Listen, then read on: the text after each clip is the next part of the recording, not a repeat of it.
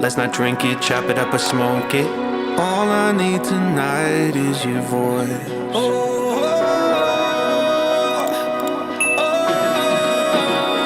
Can we roll it? Can we hold it? Can we drink it, chop it up or smoke it? Can we peel it? Can we pop it? Cause we don't like feeling these emotions. Can we try it? Can we find it? Can we please be kind of just rewind it? This is real life, these are real times, and we're always wanting to escape them.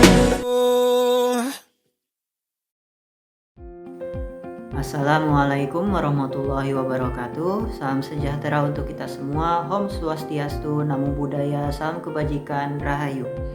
Perkenankan kami dari kelompok 5 dari mata kuliah Pengantar Akuntansi Perpajakan yang dibimbing oleh Ibu Agustina Prativi Nugraheni, SPD MSI BKP, untuk memaparkan hasil diskusi kelompok kami. Terima kasih. Kelompok kami yaitu kelompok 5 akan membahas tentang materi yang berjudul Dapatkah pendapatan yang mencakup dapat digunakan untuk menghindari pajak, yang akan dibahas dalam beberapa poin, yaitu latar belakang dan perkenalan, fenomena pajak dan penghindaran pajak, tujuan penelitian, metode penelitian, hasil dan pembahasan, dan yang terakhir yaitu kesimpulan. Berikut akan kami paparkan. Penghindaran pajak merupakan suatu tindakan wajib pajak untuk menghindari atau mengurangi kewajiban perpajakannya dengan cara memanfaatkan celah hukum perpajakan. Praktik penghindaran pajak tidak melanggar hukum perpajakan, namun tindakan tersebut bertentangan dengan tujuan hukum perpajakan, yaitu memperoleh penerimaan pajak untuk membiayai kegiatan usaha dalam pembangunan. Sayangnya, saat ini penghindaran pajak belum diatur secara tegas dalam peraturan perundang-undangan perpajakan di Indonesia. Wajib merupakan keuntungan atau kerugian yang belum direalisasikan akibat adanya kenaikan atau penurunan nilai wajar aset dan liabilitas pada periode penyajian. OJI muncul dalam laporan laba rugi sejak SAK Indonesia konvergen dengan IFRS. Konvergensi IFRS pada SAK Indonesia terbukti mampu meningkatkan nilai relevansi laporan keuangan pada para penggunanya. OJI terdiri dari penyesuaian nilai wajar aset keuangan, lindung nilai arus kas, penjabaran laporan keuangan unit bisnis luar negeri, aset dan peralatan yang dinilai kembali, dan perbedaan aktuaria dalam rencana manfaat pasti. OJI disajikan dalam laporan laba rugi setelah laba bersih dan disajikan secara terpisah berdasarkan potensi untuk direalisasikan dan tidak akan direalisasikan pada periode berikutnya. Realisasi OJI berarti bahwa item tersebut dijual atau dilunasi, sehingga realisasi OJI akan mempengaruhi laba bersih dan arus kas. Fleksibilitas pengakuan OJI dan fleksibilitas untuk direalisasikan OJI dapat menjadi celah untuk penghindaran pajak. Penelitian ini bertujuan untuk menguji peran OJI dalam penghindaran pajak melalui waktu dan jumlah realisasi OJI.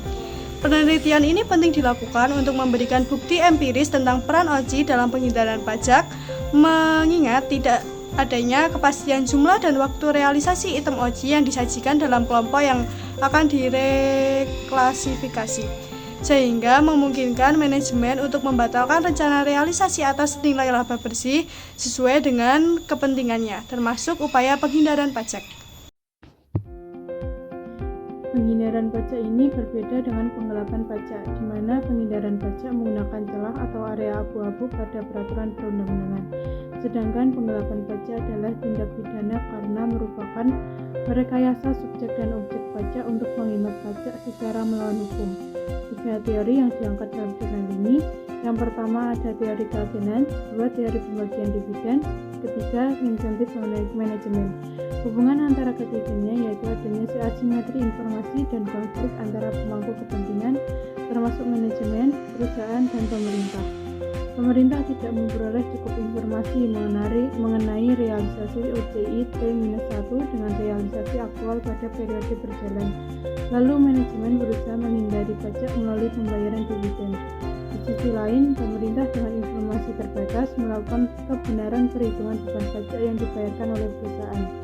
Pemerintah berkepentingan untuk memaksimalkan penerimaan negara melalui pajak, sementara perusahaan berusaha menghindari pajak dengan membayarkan dividen kepada pemilik dan bonus untuk manajemen. Biasanya, penghindaran pajak lebih mungkin dilakukan oleh perusahaan multinasional dibandingkan oleh perusahaan nasional.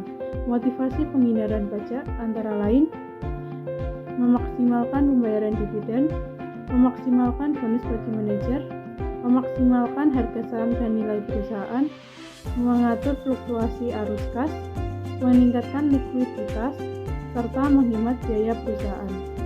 Sebuah studi di Tiongkok mengungkapkan bahwa penerapan CSR mampu mengurangi manajemen laba dan penghindaran pajak. CSR membuktikan bahwa dapat mengurangi praktik penghindaran pajak. Biasanya, kepemilikan saham mempengaruhi tingkat penghindaran pajak. Penelitian di Brazil mengungkapkan bahwa perusahaan dengan konsentrasi kepemilikan saham oleh manajemen lebih besar cenderung menghindari penghindaran pajak karena tidak berani dengan risiko dan dampak praktik penghindaran pajak untuk masa depan. Selanjutnya dalam digital penelitian, penelitian ini menggunakan data sumber yang diperoleh dari laporan keuangan 504 perusahaan yang terdaftar di Bursa Efek Indonesia selama 5 tahun, yaitu pada tahun 2016 hingga 2020. Sampel dipilih dengan metode purpose sampling dengan kriteria sebagai berikut.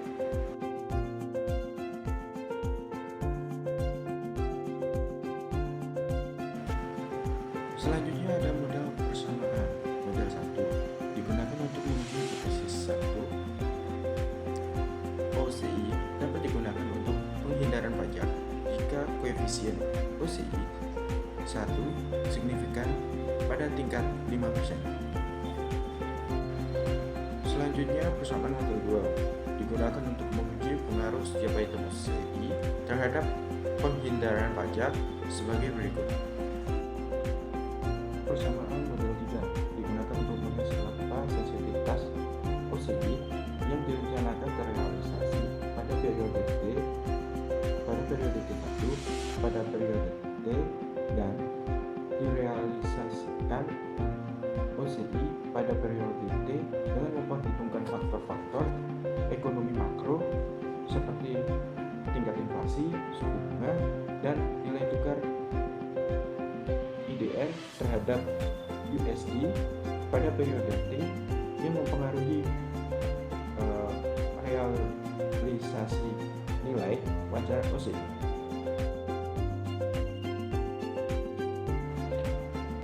Real OCI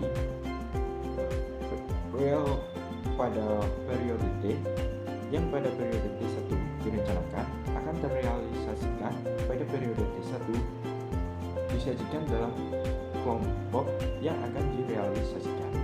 Realisasi OCI real pada periode T dilihat dari nilai keuntungan, kerugian penjualan aset dan atau pelurusan kewajiban yang dilaporkan dalam laba bersih periode T. Pada periode T1, pos-pos tersebut disajikan dalam kelompok infla, interest, dan rate.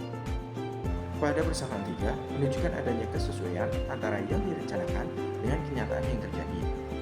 Rate OCI T1 signifikan, yang memiliki arti terbukti bahwa yang direncanakan untuk direalisasikan pada periode T. Sedangkan OCIR T1 tidak signifikan, yang memiliki arti adanya indikasi selisih antara rencana dengan realisasi sebenarnya. Umumnya berkaitan dengan pemahaman mengenai berbagai cara yang dilakukan oleh individu atau pemerintah atau perusahaan untuk mengurangi kewajiban pajak mereka secara legal serta dampak dari praktik tersebut terhadap perekonomian dan kebijakan perpajakan. Beberapa tujuan penelitian dalam pembahasan kali ini yaitu ada 5, yaitu 1. Menganalisis faktor penyebab penghindaran pajak. Yang kedua yaitu mengukur dampak penghindaran pajak terhadap perekonomian. Yang ketiga yaitu efektivitas kebijakan pajak.